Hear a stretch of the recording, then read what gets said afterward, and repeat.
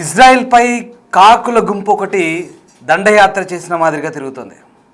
Social మీడియాలో ఈ వీడియోలు ఇప్పుడు వైరల్గా మారుతున్నాయి. టెల్ అవీవ్ నగరంలో వేలాది కాకులు, దాంతోపాటు మిడతలు కూడా తిరుగుతున్నాయి. కాకుల అరుపులతో సిటీ అంతా మారుమోగింది. ఒకసారిగా గుంపులుగా వచ్చే కాకులు. ఈ వీడియోలు నిజమేనా లేక ఏ వీడియోలు అన్న చర్చ జరుగుతోంది. యుద్ధంతో పెద్ద ఎత్తున కాలుష్యం పెరిగింది, కర్బన ఉద్గారాలు కూడా వెలువడ్డాయి. అందువల్లే కాకులు ఒకేసారి వచ్చేసాయని కొందరు వాదిస్తుంటే, కాకులు ఇలా రావడం మంచిది కాదు, ఇదొక శకునం అంటూ మరికొంతమంది నెటిజన్లు కామెంట్లు పెడుతున్నారు.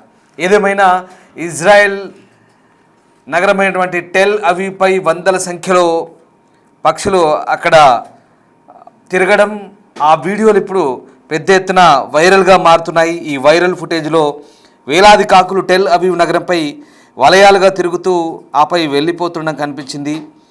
ఇది కొంతమంది అంటే సోషల్ మీడియాలో ఒక దుశ్శకునంగా కొంతమంది భావిస్తూ రకరకాల కామెంట్ చేస్తుంటే, మరికొందరు దీన్ని ఇదొక ప్రకృతిపరమైనటువంటి కాలుష్యంతో కూడుకున్నటువంటి పరిణామం కాబట్టి దీనికి పక్షులు తాళలేక విలవిల్లాడి కర్బన ఉద్గారాలు ఏవైతే వెలువడుతున్నాయో, కొన్ని ఇప్పుడున్నటువంటి యుద్ధం నేపథ్యంలో ఇజ్రాయెల్ అలాగే ఇరాన్ వంటి ప్రాంతాల్లో భయంకరంగా ఈ పేలుడు పదార్థాలతో కర్బన ఉద్గారాలు వెలువడుతున్నాయి. దీంతో పక్షులు తాళలేక అక్కడి నుంచి ఆ ప్రాంతం అంతా కూడా కలిగి తిరుగుతూ చక్కర్లు కొడుతూ వలస వెళ్తున్నాయి. ఆ వెళ్తున్న క్రమంలోనే ఇక్కడ ఈ ప్రాంతం పైన తిరుగుతున్నట్టుగా మరికొంతమంది వీటి గురించి మాట్లాడుతున్నారు. అయితే ఇక్కడ వాస్తవానికి వన్యప్రాణులు ఇలాంటి తక్కువ తీవ్రత కలిగిన కదలికలపై గతంలో అధ్యయనం కూడా జరిగినట్టుగా చెప్తున్నారు. సో మొత్తం మీద ప్రస్తుతం ఇజ్రాయెల్లోని టెల్ అవీవ్లో పెద్ద సంఖ్యలో కాకులు ఆకాశంలో ఎగురుతున్నట్టుగా ఉన్నటువంటి ఒక వీడియో అయితే వైరల్ అవుతుంది.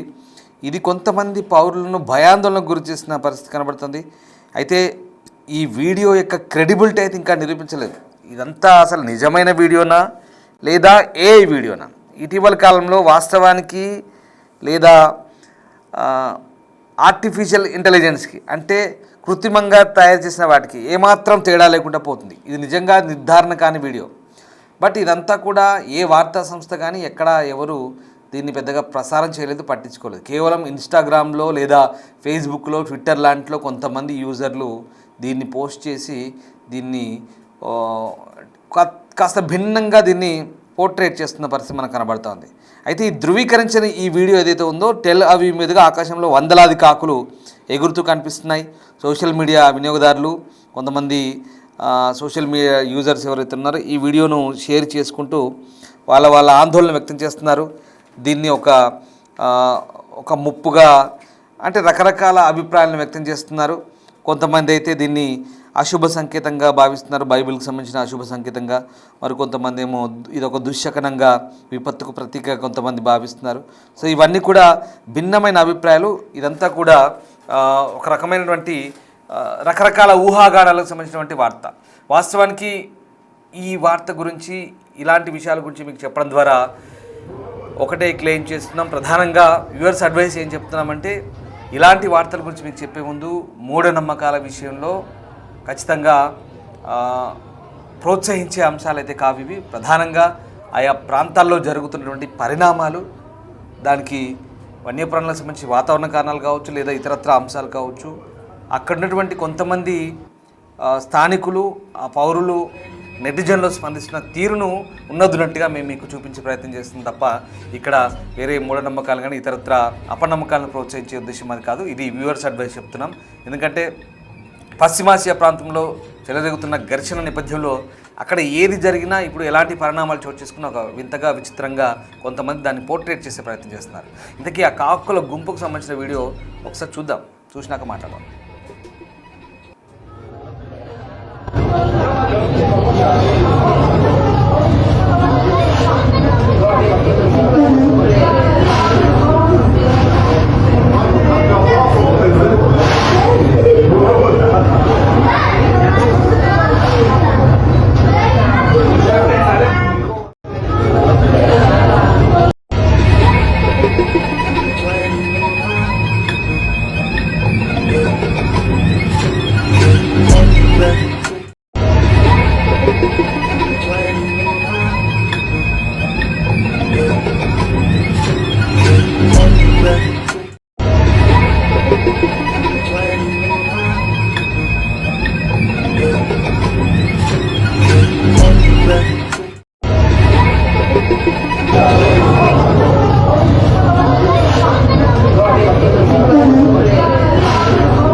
అయితే రకరకాల సంస్కృతులు ఉన్నాయి ప్రపంచంలో. వివిధ సంస్కృతుల్లో పక్షులు ఎగరడాన్ని కొంతమంది దురదృష్టానికి సంకేతంగా లేదా ఒక సంఘటనకు ముందు జరిగే సూచనగా భావిస్తున్నట్టు కొంతమంది నెటిజన్లు రకరకాల వాదనలు తెరపైకి తెస్తారు. కానీ దీనికి సంబంధించినటువంటి ఎలాంటి శాస్త్రీయ నిర్ధారణ కానీ నిరూపణ కానీ లేదు, దానికి అసలు ఆధారాలు లేవు. అండ్ అలాగే చాలామంది ఈ వీడియో ప్రామాణికతను ప్రశ్నిస్తున్నారు. అసలు దీన్నంతా కూడా ఆర్టిఫిషియల్ ఇంటెలిజెన్స్ ఉపయోగించి సృష్టించి ఉండవచ్చు, లేదా వేరే ప్రాంతంలో చెందినటువంటి పాత వీడియోను ఇజ్రాయెల్కు ముడిపెట్టి ప్రస్తుతం ఇది వ్యాపింపజేస్తున్నారనేది కొంతమంది చేస్తున్న వాదన. ఇటీవలి కాలంలో ఇజ్రాయెల్, ఇరాన్, అమెరికా మధ్య ఉద్రిక్తతలు పెరిగాయన్నది వాస్తవం. కానీ ఈ వైరల్ వీడియోకు ఈ పరిస్థితులతో సంబంధం ఉందని మాత్రం ఎక్కడా ప్రూవ్ కాలేదు. అంటే నిపుణుల అభిప్రాయాల ప్రకారం వాతావరణము, ఆహారము లేదా వలస వంటి కారణాల వల్ల సాధారణంగా ఒకే చోట పెద్ద సంఖ్యలో పక్షులు గుమికూడడం అనేది ఒక సహజ ప్రక్రియ. దీన్ని రాబోయే ప్రమాదానికి సంకేతం అని చెప్పడం అయితే సరికాదనేది ఇక్కడ మనం చాలా క్లియర్గా క్లెయిమ్ చేసుకోవాల్సిన అంశం. ప్రధానంగా ఈ టెల్ అవీవ్ నగరంపై కాకులు ఎగురుతున్న చిత్రాలు ఇది ఒక హాట్ టాపిక్గా మారింది. రకరకాల అభిప్రాయాలు వస్తాయి.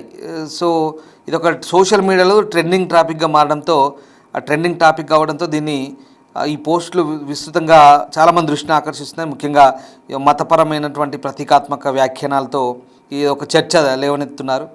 సో ఆ రకంగా రకరకాలుగా ఎవరికి వాళ్ళు ఆపాదించుకుంటూ కాకులు, రాబందులు, ఈ వర్ణన పక్షులు, ముఖ్యంగా ఇవన్నీ కూడా యుద్ధాలు, విధ్వంసం, ఇవన్నీ ఈ మరణాల తర్వాత కనిపించే కుళ్ళిన మాంసం తినే పక్షులు అంటూ, కాకులు, రాబందులు అంటూ ఇందులో కొన్ని పోస్టుల్లో ఆ చిత్రాలను ఒక దుశ్శకునంగా మత గ్రంథాలతో ముడిపెడుతూ, ముఖ్యంగా బైబిల్లో, ముఖ్యంగా ప్రకటన గ్రంథం వంటి ప్రళయ సంబంధిత గ్రంథాల్లో ఉన్నట్టుగా ఏదో చెప్తున్నారు. సో అది కానీ ఇక్కడ నగరంపై కాకులు గుంపులు ఎగరడాన్ని కాలానుగుణ లేదా పర్యావరణ కారణాల వల్ల మనం ఎక్స్ప్లెయిన్ చేయొచ్చు అంటూ నిపుణులు చెప్తున్నారు.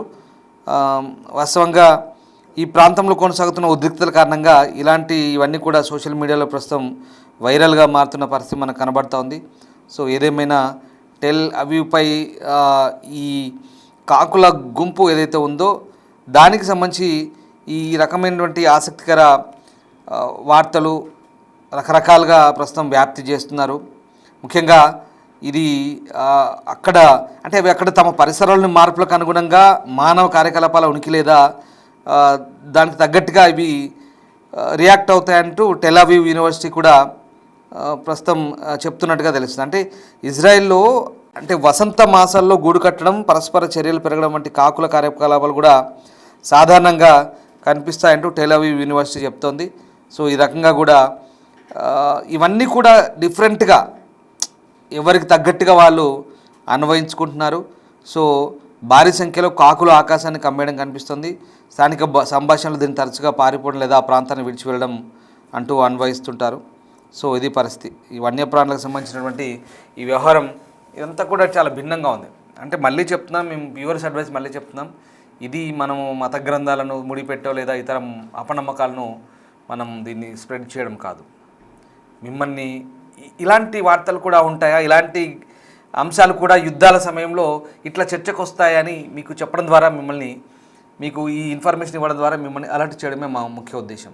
ఏంటంటే వాస్తవానికి వన్యప్రాణులు సంబంధించినటువంటి అంశాల గురించి యూనివర్సిటీ ప్రొఫెసర్లు కానీ నిపుణులు కానీ చెప్తుంది ఏంటంటే ఆ సమయంలో అక్కడ 100 కిలోల మందుగుండు సామాగ్రిని వినియోగిస్తున్నారు యుద్ధంలో. ఇది అందరికీ తెలిసిందే. దాంతో కర్బన ఉద్గారాలు వస్తున్నాయి, రకరకాలటువంటి పొగలు వెలువడడం, దాని నుంచి ఈ బాంబులకు సంబంధించినటువంటి ఏవైతే తర్వాత పేలిన తర్వాత అవశేషాలు ఉంటాయి అవన్నీ కూడా పొగ రూపంలో, దుమ్ము ధూళి రూపంలో రావడం అయితే ఒక కారణమైతే, పక్షులు సాధారణంగా వలస వెళ్తుంటాయి. అంతెందుకు ప్రతి చోట గమనిస్తుంటాం. నేను కూడా మా ఊరికి పొలం దగ్గరికి వెళ్ళినప్పుడు ఆకాశంలో గుంపులుగా పోతుంటాయి. దాంట్లో అదొక విచిత్రం. ఇక్కడ కాకుల గుంపు చాలా పెద్దగా ఉంది, మిడతల గుంపు మాదిరిగా. మన దగ్గర కూడా మిడతలు వస్తుంటాయి, ఎక్కడి నుంచో వస్తుంటాయి. ఆఫ్రికా నుంచి లేదా గల్ఫ్ దేశాల నుంచి మిడతలు ఒక్కసారిగా దండయాత్ర చేస్తాయి. ఒక్కసారి మనం చూసాం, హర్యానాపై అలాగే చేసింది, పంజాబ్పై చేసింది అలాగే మిడతల గుంపు. ఎక్కడెక్కడి నుంచో, ఇథియోపియా నుంచి ఎక్కడెక్కడి నుంచో వస్తాయి అవన్నీ కూడా. ఇట్లా రకరకాలుగా కొన్ని జరుగుతుంటాయి. ఇక్కడ కొన్ని కారణాలు మనం చెప్పొచ్చు. అండ్ ఈ సమయంలో ఈ వసంత ఋతువు ఏదైతే ఉందో, అంటే మనకు నౌరూజ్ అంటారు అక్కడ, కొత్త సంవత్సరం, మనకు ఉగాది ఎలాగైతే ఉందో ఆ సంవత్సరంలో పక్షులన్నీ కూడా అలా ఒకచోట గుమిగూడి వలస వెళ్తూ, వందలాది పక్షులు వలస వెళ్తూ మార్గ మధ్యంలో కొన్ని చోట్ల సేదతీరడమో లేదా అటు నుంచి వెళ్తున్న క్రమంలో గూడు కట్టడమో లేదా మేటింగ్ టైం వాట్ ఎవర్, దాన్ని ఎలాగైనా మనం భావించాల్సి ఉంటుంది. ఆ పక్షులకు సంబంధించిన వన్యప్రాణులకు సంబంధించినటువంటి పూర్తి జీవిత విశ్లేషణ ఏవైతే కొంతమంది నేషనల్ జియోగ్రాఫిక్ లేదా BBC ఎర్త్ లాంటి కొన్ని NG వైల్డ్ లాంటి కొన్ని ఈ వన్యప్రాణులకు సంబంధించినటువంటి ఈ వార్తా సంస్థలు కావచ్చు, ఛానల్స్ కావచ్చు, మనం పర్టికులర్గా చూస్తే ఆ డాక్యుమెంటరీలు చూస్తే మనకు అర్థమవుతాయి. ఆ మేటింగ్ టైమా లేదా ఆ గూడు వాటి నివాసాలు ఏర్పరచుకునే టైమా, వాటి వలస వెళ్ళే టైమా, ఇదంతా కూడా స్ట్రగుల్ ఫర్ రెసిస్టెన్స్. బయాలజికల్ థీమ్లో చెప్పాలంటే మనుగడ కోసం పోరాటం. ఇదంతా కూడా పక్షులు కానీ మనుషులు కానీ ఇది అందరికీ వర్తిస్తుంది. అంతెందుకు, ఇరాన్ ఇజ్రాయెల్ యుద్ధం అయితే ఇరాన్ నుంచి దాదాపు 4 మిలియన్ల మంది, అంటే 40 లక్షల మందికి పైగా, ఇది నేను చెప్తున్నా మొన్నటి వరకు లెక్కే, కానీ ఇప్పుడు దాదాపుగా 50 లక్షలు అయి ఉంటుంది, 1/2 కోటి మంది రీలోకేట్ అయ్యారు, వలస వెళ్ళారు. పరిస్థితులు బాగాలేవు, అక్కడి నుంచి వెళ్ళిపోయారు. అరే మనుషులే పోతున్నారు, మనుషులే రీలోకేట్ అవుతున్నారు. ఇరాన్ నుంచి తుర్కీ పోయారు చాలామంది, అటువైపు సిరియా వైపు వెళ్ళారు, మరి కొంతమంది లెబనాన్ నుంచి దాటి జోర్డాన్ వైపు వెళ్ళారు. రకరకాలుగా, అంటే మనుగడ కోసం పోరాటం, ప్రాణాలు కాపాడుకోవాలి తప్పదు. కొంతమంది సైప్రస్ వైపు వెళ్ళారు. ఇది మనం ఇప్పటి నుంచి కాదు, 2023 నుంచి చూస్తున్నాం. గాజా యుద్ధమైనప్పటి నుంచి కూడా పాలస్తీనీయులు చాలామంది వెస్ట్ బ్యాంక్ అటు నుంచి గాజా రకరకాలుగా తరలిపోతున్నారు, రకరకాల దేశాలకు పోతున్నారు, చుట్టుపక్కల ప్రాంతాలకు. కొంతమంది ఇరాక్ వెళ్ళారు, కొంతమంది తుర్కీ వెళ్ళారు. ఇదంతా మనుగడ కోసం పోరాటం, స్ట్రగుల్ ఫర్ రెసిస్టెన్స్. ఇదే ఒక జీవ సిద్ధాంతం. ఇది పక్షుల విషయంలో కూడా అదే ఉంటుంది. ఈవెన్ వలసలు పోతుంటాయి, మంచిలు దొరకపోయినా, ఆహారం దొరకపోయినా, పక్షులకు వాతావరణ పరిస్థితులు లేకపోయినా, సీజనింగ్ లేకపోయినా కూడా వెళ్తుంటాయి. దీంట్లో పెద్దగా విచిత్రంగా భావించాల్సింది ఏం లేదు. కొంతమంది రకరకాలుగా ఆపాదించుకొని ఈ శకునమనో ఆ శకునమనో అంటుంటారు. నిజంగా అదే కనుక జరిగితే శకునాలు, ఇరాన్కి మంచి శకునం లేదు, ఇరాన్ మీద అందరూ విరుచుకుపడుతున్నారు. శకునం ఇజ్రాయెల్ విషయంలో ఎలా ఆపాదించాలి? అదంతా చాలా భిన్నమైనటువంటి వాదన. సరే, ఈ రెండు బాధిత దేశాలు ఇటువైపు అటువైపు విపరీతంగా ఆస్తి నష్టం జరుగుతుంది, ప్రాణ నష్టం జరుగుతుంది. ఇరాన్లో ఎక్కువ ఉంది, ఇజ్రాయెల్లో కొంత తక్కువ ఉంది, అంతే. ఇజ్రాయెల్ డిఫెన్స్ చేయగలుగుతున్నాయి, ఇరాన్ చేసుకోలేకపోతుంది. At the same time Lebanon కూడా బాధిత దేశంగా మారుతుంది. ఇరాన్లో ఎంతమంది చచ్చిపోయారో లెబనాన్లో కూడా దాదాపుగా అందులో సగం మంది చచ్చిపోయి ఉంటారు. ఇది పరిస్థితి. అక్కడ 3000 మంది చచ్చిపోతే ఇక్కడ 1500 మంది చచ్చిపోయారు లెబనాన్లో. ఇది పరిస్థితి. సో ఇక్కడ వన్యప్రాణులు, పక్షులు కూడా రకరకాల ఊహాగానాలు వస్తుంటాయి. టెల్ అవీవ్ మీద తిరుగుతున్న కాకుల గుంపు గురించి కూడా ఇదొక ఆసక్తికరమైన చర్చ. అంతకుమించి ఆ చర్చ జరుగుతున్న తీరు, నెటిజన్లు స్పందిస్తున్న అంశాల గురించి మీకు చెప్పే ప్రయత్నం చేస్తున్నాం. మళ్ళీ చెప్తున్నా, వ్యూవర్స్ అడ్వైస్. ఇది ఇతరత్ర అపనమ్మకాల గురించి మనం చెప్పడం కాదు, బట్ జరుగుతున్న పరిణామాల గురించి మీకు వివరించే ప్రయత్నం చేస్తున్నాం. మరి మీరేమనుకుంటున్నారు? మీ నమ్మకాలేంటి, మీ అపనమ్మకాలేంటి? జరుగుతున్న పరిణామాలకు సంబంధించి మీరు ఎలా రియాక్ట్ అవుతారో ఒక్కసారి కామెంట్ రూపంలో తెలియజేయండి. Thank you.